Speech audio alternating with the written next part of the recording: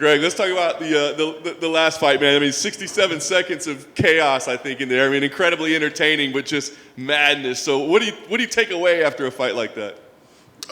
My paycheck.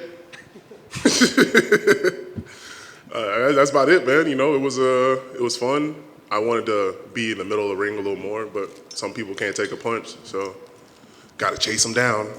Made a little mistake, and you live and you learn, right, man? Yeah. Well, that's why I always wonder, like, fights like that, especially in the heavyweight division, like, are there real, like, lessons, like, you break down tape, or is it just like, we're big dudes? And Don't get hit in the face. That's lesson number one. Fair enough. All right. Obviously, we were supposed to see you in January. Had an injury there. I guess kind of what exactly happened there? So, you ready for this story? It's wild. First of all, what happened was I dislocated my finger, so it bent backwards, ruptured the front of my hand. Bone went through my, I think, nerve or tendon or whatever, and sliced that open, and I just had like flappy skin on the front. So I had to go get that stitched up. Then it got infected. Dope. Stitches broke. Ended up having to get surgery on it to get rid of all the infection and repair the tendons or nerves. I don't know much about finger anatomy. And healed up. That's crazy. How did it initially happen? Was it like grappling or something? It's just a freak practice accident, man. We were warming up, working, being gigantic. You know, you're throwing soft. You think you're throwing soft, and you hit the pad, and then enough force to just snap it on back. I relocated it myself, and then drove on to the hospital. Damn. All right, so it's only been like two months, I guess, at this point. Like, less than that. So I mean, is it 100%? Are you still dealing with issues from it? Is it okay? I'm a Greg Hardy 100%. I'm gonna go to Russia and fight somebody 100%. America, F yeah. Well, you got this fight to take care of first. So let's talk about Spivac. Was this a matchup you wanted to keep together? I mean, I know it was only a matchup for like a day. So did it matter to you? They're like, hey, let's keep this thing together, or does it matter? I actually did want to keep this one together, man. I thought he was a really good opponent. You know, I didn't really get the brawl I wanted out of Tai. I didn't get to showcase the skills that, because I always like to come out, showcase a few more skills, show the development of Greg Hardy, Prince turning into a king, but unfortunately, it was a couple seconds. So getting to fight this guy that actually beat him and actually has some, recognition in the UFC and some solid skills was really exciting for me. It was a really good opportunity. Nice. So what are you expecting from him? Do you think he'll maybe stand and trade with you a little bit? Or are you expecting him to try to, grapple you? Man, I learned my lesson, bro. After the last fight, nobody's going to stand in there with me. I can point to the middle all I want. They're going back to the cage. I'll just chase them. I just got to be smart when I'm chasing them.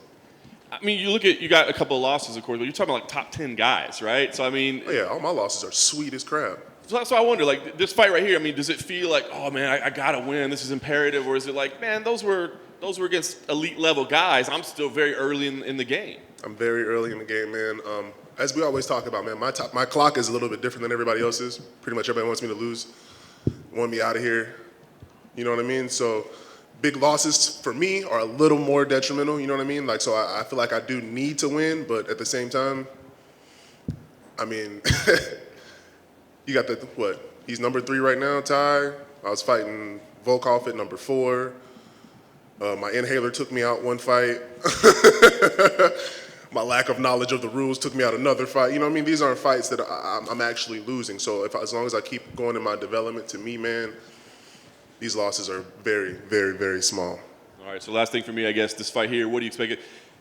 I know you want to win, but the chaos is incredibly entertaining. But would you rather be in kind of a fight that's maybe not as exciting, but you get that important win? Or would you rather be like, let's just go put on a show? Let's put on a show. I'm here for the show, buddy. I'm the greatest entertainer on the planet Earth. I'm one of the, if not the best athlete on the fucking planet, I'm number 2. I'm here for my fans, and it's going to be a big one. You know how I roll.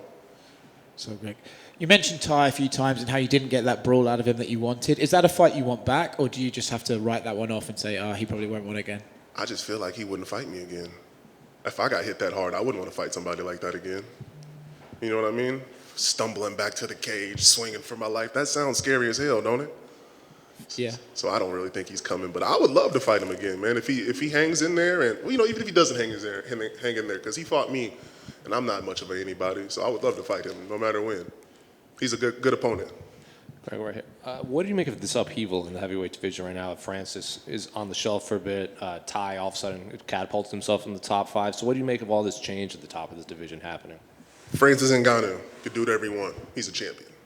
Second he became a champion, I stopped talking trash because he's got the hardware. There ain't nothing you can say, in my opinion and in my book, coming up through many leagues with many great players and fighters. But Tai Tuivasa coming up, man, it's cool. It's the nature of the heavyweight beast right now, man. The division is kind of thinning out. We got a lot of big dogs retiring, moving away. So I think it's going to keep happening like that. I think, maybe G. Hardy slides up there. And other than him being a big old crybaby liar, talking about he axed me out, I think Tai Tuivasa deserves to be up there. And he's put on a hell of a show for you guys consistently. And the last time we saw you, you were also calling out Deontay Wilder. Now Francis Ngannou saying he wants to go fight Tyson Fury. Yeah, it's happening, bro. Yeah. I'm coming. After this fight, we're definitely gonna try to pursue some boxing. Still doing MMA because that gold is in my mind and in my heart. But Deontay Wilder, I'm not ready for Tyson Fury yet. But Anthony Joshua, I would love to get in there and slap them boys up. So what do you Even Big Baby Miller, man. So what do you make of the Fury Dillian White fight coming up? I don't think it's gonna be much of a fight, right? I mean, I like Dylan. I just, the man's calculated, dude. He's been in just what he's had to come back from, coming from a person that's had to come back from a lot. His mental is a whole nother game. If you thought him coming up from that punch from Deontay was crazy, I think he's got a whole lot more in the tank. So you think Francis is biting off more than he can chew when he calls out Tyson? Tyson Fury wants to fight Francis too. Like, what do you make of that? I'm telling you, Francis Ngannou can do whatever he wants, big dog, and it's gonna be the same way when G. Hardy gets the belt. You can't tell me ish now.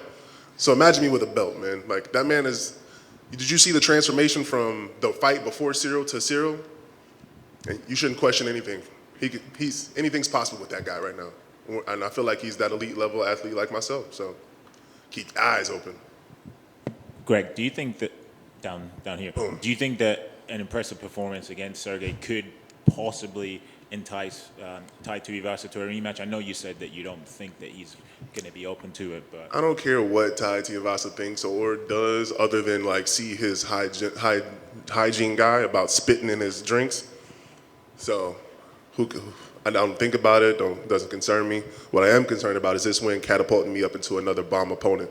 I like to push out another five fights in 1 year, maybe do 6, break my record.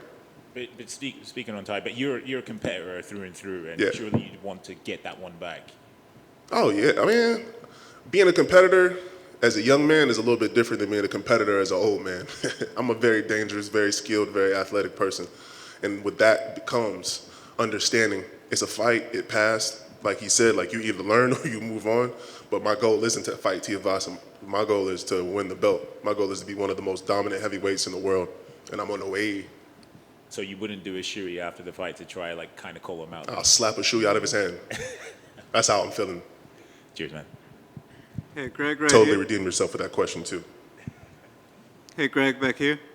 Greg, I heard about this. Is it correct you came into fight week over 290?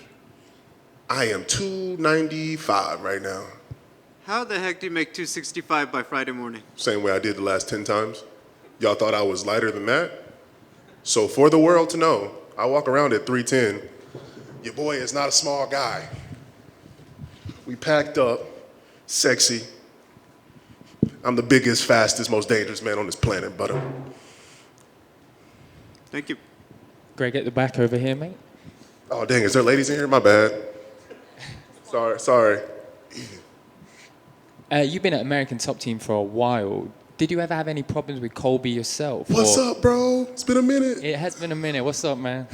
Sorry, go ahead. No, I was just saying, bro, did you have any problems yourself with Colby, or did you ever see any drama unfold yourself? If so, how did it affect the general energy in the gym?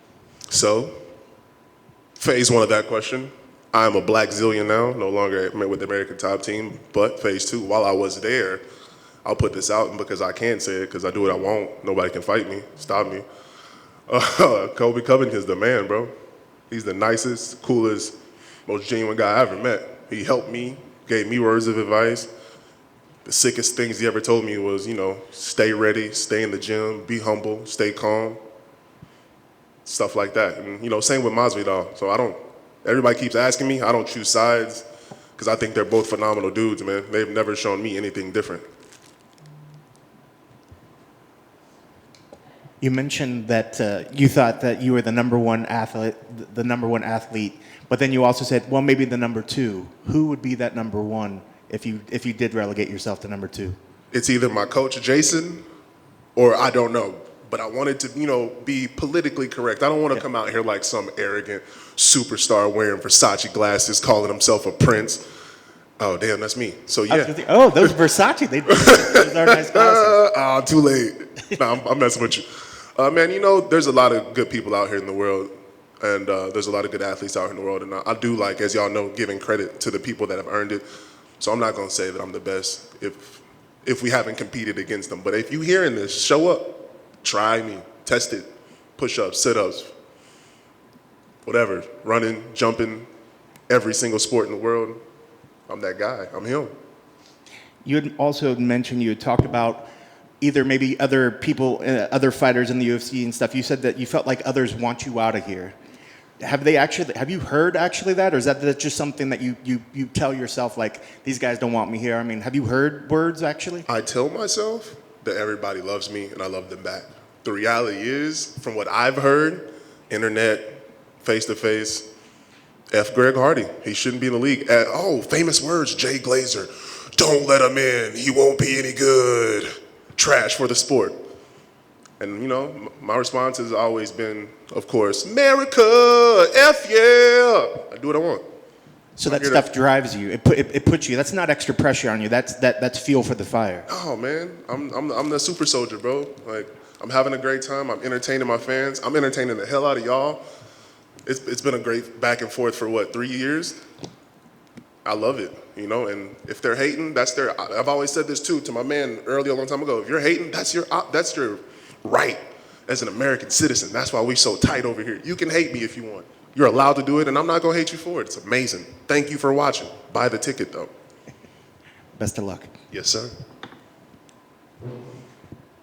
Mic drop.